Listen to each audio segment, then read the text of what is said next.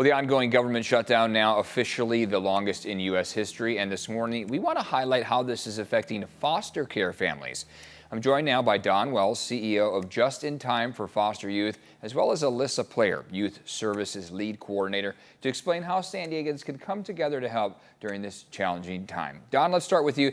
SNAP cuts, they're affecting transition age foster youth. I mean, it's tough for us to hear. Can you explain a little bit about how that impact is happening here in San Diego County? Sure. Well, what Just in Time for Foster Youth does is we help young people who are aging out of the foster care system. Gotcha. And when you're a young adult, first of all, that transition time is uncertain anyway. You're trying to go from where you were to where you want to be. And young people who have been in foster care, they have the added amplified problem of they don't have that supportive family to help them. Sure. So it's just like during the pandemic when young people were moving back home with their families when they lost their jobs. Yeah. Foster youth couldn't do that. So they had to make things work. Right. And so Just in Time tries to step in, create that community of support, but also give the resources people need.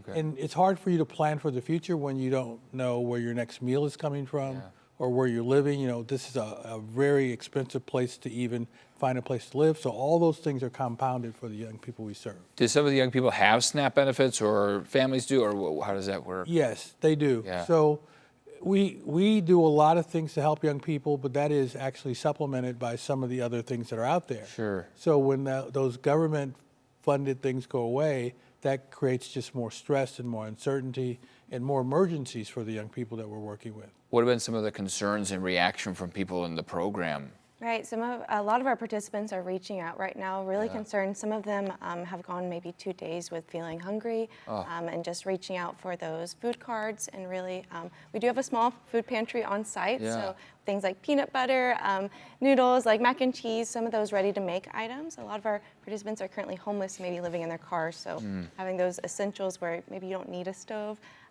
just to make those items can really help. Yeah. We also do offer what we call a farmer's market annually. Good. Where there's opportunities there. Yeah, we actually invite community members to donate items so that our youth can come take what they need for their families, along with some fun little recipe cards so that they know how to create those items, right? Now, along with that, we also have volunteers that help with kind of providing transportation to our offices. Because how are you supposed to get all those groceries home on the bus, right? Yeah, lots of predicaments there for sure. People watching that are at home that are moved, how can they help out the organization? Is there something they can do to help out? Definitely. So like Don said, a lot of the resources in the community are strained because of the growing need. So while we have a small food pantry, we are definitely in need of more food items. So any individuals who have especially ready-to-make items that they would like to donate, they can drop them by our office. We also are looking to accept food cards, so we can readily give those to our youth so they can go to the grocery stores and make those individual purchases themselves. I love that. I mean, you look at some of these studies. A recent UC Berkeley study found 30% of transition age foster youth experience food insecurity at ages 19, 21, 23. These are young ages, Don. I mean, these are times where we need to be giving them a jump spring into adulthood, right? Right, and that's really the point is, for example, we do a thing to help people graduate from college, and the graduation rate nationally is about 8% for foster youth. Okay.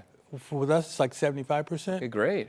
But again, they're striving, they're trying to do things, they're trying to get the jobs they need, they're trying to get the education they need, but then you undercut that with they don't have food. Right. Well, I know San Diegans are always willing to step up. I know they're going to do that. They can get in touch with the program. Can you guys tell us a website where people can reach out? Our website is JIT, just in time, JITfosteryouth.org. Okay. So there are opportunities to give donations. There's opportunities to volunteer. Again, we're always looking for more people to volunteer. Make sure you reach out. Thanks, guys, for coming in. Thank you.